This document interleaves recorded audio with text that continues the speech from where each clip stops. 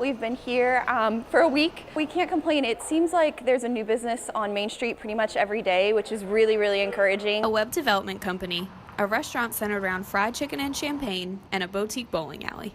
These are all among the either recently opened or under construction businesses on the 1600 block of Main Street. Caitlin Dennis is the manager of Main Street's new women's clothing boutique, Sugar Bill. This is actually our second location though, so we started in Beaufort, South Carolina, and we've been there for about 5 years. If we can make this store really successful, which hopefully we will, then yeah, we will definitely look at maybe franchising or expanding in the future. Columbia is the 69th best city in America for business and careers, closely comparable to Greenville, the 61st seed. What is keeping Greenville higher on the list? A lower cost of operating business, ranked 31st as opposed to 96th.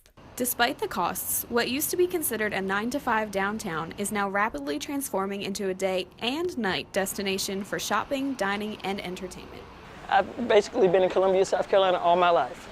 Downtown, the surroundings have changed a lot. If you're not familiar with the history, you would be like, okay, huh? This used to be bad? You'd actually be baffled. In 2011, the Main Street Revitalization truly began.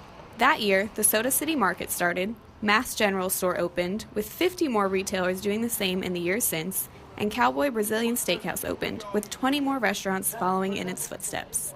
Here in the 1600 block of Main, you can find a lot of things to do. It's a destination. John Scherer, Director of Cultural Resources for Historic Columbia, has witnessed firsthand the transformation of Main Street. So beginning in the 2000s, you had this really interesting kind of push among entrepreneurs who said, you know, I think we can revitalize historic buildings on Main Street, particularly here in the 1600 block of Main, and resurrect these buildings in an exciting way that would be very successful for contemporary audiences while still celebrating the historic and the architectural character that made them special.